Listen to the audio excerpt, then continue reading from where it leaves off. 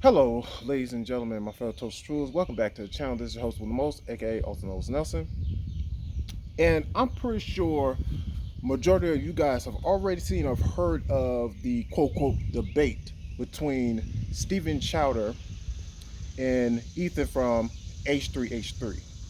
And I think most people, if you have watched the debate or even snippets of the debate, you can definitely tell that it was anything else but a debate. And granted, let me say this because I want to go ahead and give a quick disclaimer, y'all, real quick. First and foremost, please, y'all, stay hydrated. This water just ignored it.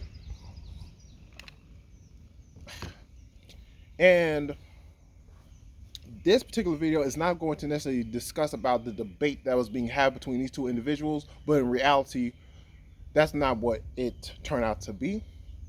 It's more so kind of like a way to segment into something that I've been wondering and want to get your thoughts on this. It is more so towards just what is the point of debating at this stage of human civilization to me at this point. And the reason why I'm asking that question is because, like I said, from my point of view, and I'm pretty sure most people would agree with me on this. And if you do disagree, by all means, please, is a okay. But at this point, it's like, why are we calling something one thing, but in reality, it's not that?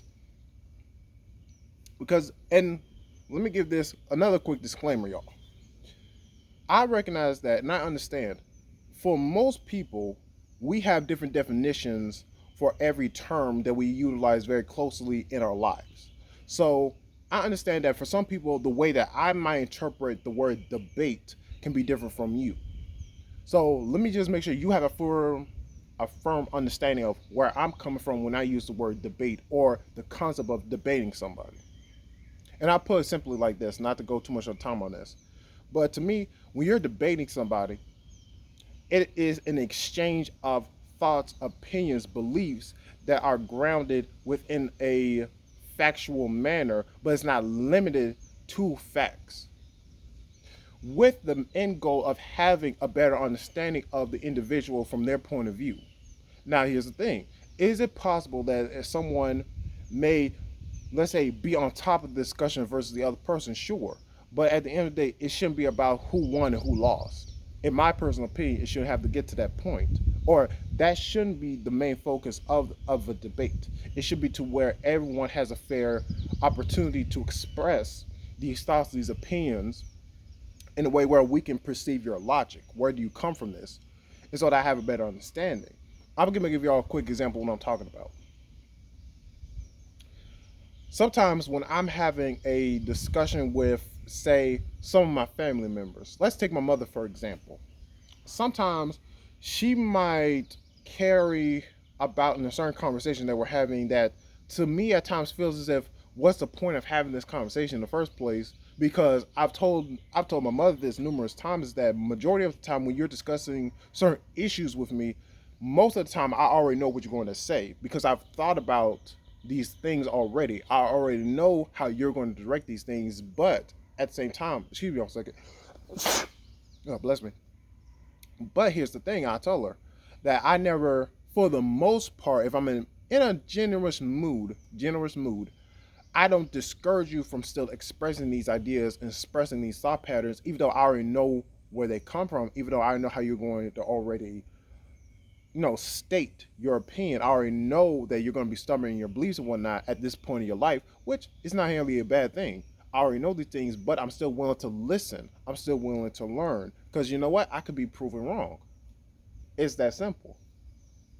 Now, with all that being said, I come back to the question about debating at this point in time with the way civilization is carrying itself, or how we choose to carry civilization on our backs at this point. Because here's the thing: at this stage, if we're looking at individuals like, say, Steven Crowder, for example, if you look at him, you think to yourself, he's a great debater. To me, again, we can agree to disagree. But at the same time, if I'm going to disagree with you, I'm also going to make it clear why I disagree with you, and I'm not going to just throw something out of my asshole about it. I'm going to be very legit about it. So for me, I would look at Steven Crowder as someone in the beginning, because I'm gonna be honest with you guys, I watched Steven Crowder a few years ago, and the way I was introduced to him was through the Change My Mind segments that he does, and some of them I would notice more times if not, he wasn't necessarily trying to change his opinion, or let's say create opportunities for people to change his opinion. It was more so kind of like just a, how would I call, what would I call it? More so kind of like a staged. No, no. Let me not say that. Let me say that. Let me not say that. I would say this. I think he was giving people more so an opportunity to just have their opinions being heard versus actually wanting to have someone really change his mind. Because at the end of the day, y'all, it's no one's job to change your mind. Let's get that straight. I can't change your mind. Your mama can't do it. Your daddy can't do it. Your friends, no one in this world can change your mind. You ultimately have to change it for yourself. That's something I tell people all the time. I can have a disagreement with you, and at the end of the day, I'm not trying to necessarily get you to change your opinion or your thoughts to match mine. It's just that I want to make sure that you understand and you recognize that if you engage someone with a similar mindset, you have a better understanding of how to approach the conversation. Like even let's say if you want to take, for example, I'm gonna use another example when I want to talk about, and I'm actually gonna make a separate video on this. It's about the whole Goku versus Superman debate, if you want to call it that. And like I said, at this point in time, in reality, in my point of view, we're not having debates. We're just having arguments masked with the terminology behind it, or excuse me, in front of it, to mask it for what it really is. Because I'll say this: I look at the conversation of, oh, could Superman be Goku? Could Goku be Superman? And the thing is this: as far as I'm concerned, as long as we're looking at it from the lens of just from entertainment purposes, I'm perfectly fine with it. I'm perfectly fine with you hashing it out day in, day out. It's perfectly fine by me. But here's the thing: if we actually want to make it into a debate, and we actually want to make we actually want to take that conversation or that concept into no seriousness, and we actually want to put some merit behind it, again, there's only really one way that discussion leads to. If you actually want to debate about who would actually win 9 times out of 10, or let's just say this, how many times out of 10? Because I can make the argument that yes, if you want to factor in ultra instinct, if you want to alter that, if you want to introduce that, where if it comes to Goku versus how about I say go on? Goku versus Superman, my thing is this: what version of Superman are we talking about? And we have to also look at his mentality. Because what I hope most, and again, I'm not going to be too much on to this. I just want to use it as a quick example. But just say this: if we're going to have that debate, it's like we got to bring all our facts into account. So this is the thing. Yes, we can base a lot of things off the manga and the anime about how Goku could do this, could do that. But here's the thing: we can look at various versions of Superman and say, okay, yes, this version of Superman back in the day probably couldn't handle Goku at this point in time. However, if you look at the evolution of Superman at this point in time, where, and again, for some of y'all who may not be, too familiar with, just how Superman has been built, because Superman, and I'm gonna put it like this, right? Because this, and again, this could be a whole discussion in itself on another day. But the reason why I just want to use that example of Superman versus Goku is because at the end of the day, it's not about Superman. It's not about Goku. At the end of the day, y'all, this is the bottom layer of what that discussion really is about. It's about the concept of an idea versus a belief. Which one pans out at the end? Because think about Superman. Superman is based on an idea. If a god was essentially to be living amongst mortals, how could his life pan out? How could he, you know, come to peace or terms with living in the mortal world, where everything literally is basically glass to him? Versus if you look at Goku, Goku is the belief. He's the physical manifestation of the belief that any man, even at the bottom of the totem pole, can reach and achieve new heights. That's literally it. So you have to sit back and think about this.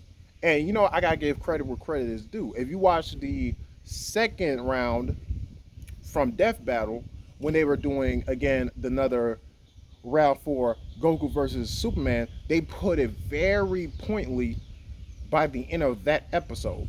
That at the end of the day, yes, Goku could have new heights. He could have new limits to break, but Superman has no limits apart from the ones he placed upon himself. So at the end of the day, if we're looking at these characters purely as just characters, there's a finite way how these things are going to pan out.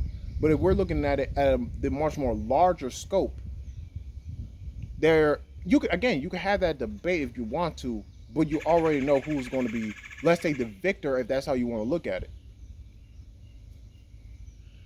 But nevertheless, y'all, I'm gonna end the video on this point to be said. If we're going to have debates, I would say let's actually work towards a common understanding and goal for these debates. Let's not necessarily look for a winner, but let's look for a better understanding of both sides. Again, even if, and I'm gonna give y'all a little tidbit on something, and I'm gonna give y'all another analogy for this real quick. You could be the dumbest person in the room, but guess what? If you're the dumbest person in the room, you will have the most to benefit from being in the presence of those who are, let's say, more knowledgeable or more quote unquote wiser than you. You have a better opportunity to absorb what they have to offer to you. For example, I'm gonna give y'all this analogy real quick. If let's say for me, I'm decent with math and science, right? But let's say if I'm in a room of 5 mathematicians, the thing is, I already know that when I go into the room, I'm most likely going to be the dumbest person. If they start talking for 5 minutes, I'm probably going to be lost in the sauce of what the fuck they talking about. But I'm still going to be confident enough in myself and acknowledge that, okay, they are probably more prone to have this knowledge more than me, but I'm still going to have a discussion with them. I may even disagree with certain things. Hell, you never know if I might point out something to them they never even considered before. But guess what? That opportunity may not never arise if we don't have people being encouraged to take a chance. It's okay to look like, or I'll put it like this: it's okay to acknowledge that, you know what, in this instance, I might be a bit dumb as a sack of bricks. But guess what you can do with that sack of bricks? You can build you a fortification that can house the new knowledge that you can now bestow upon yourself. Yeah, taking that consideration. But anyhow, y'all, with all that being said, I leave the question again to you guys. When it comes to debating, what good is it for at this point in time? I'll leave that to y'all to answer in the comment section down below, or you can give me at my Twitter that I always put in the description box down below. All that being said, ladies and gentlemen, I will catch y'all on the next video. Love, peace, namaste, and I'll catch y'all later. I'm out.